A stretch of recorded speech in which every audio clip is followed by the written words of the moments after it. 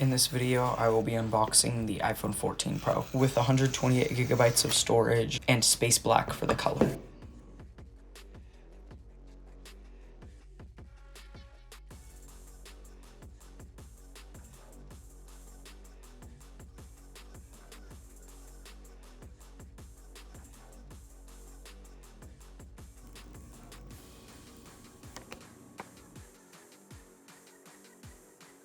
Here I select my language and country, and then set up Face ID.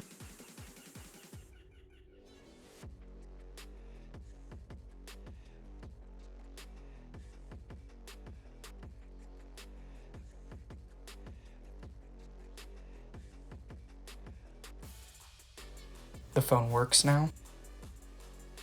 This is the brand new dynamic island. If you press down, it brings up the media controls. If you tap on it, it opens the app. The iPhone 14 is eSIM only. There is no physical SIM. It also comes with a new camera that can shoot 48 megapixel Pro RAW photos.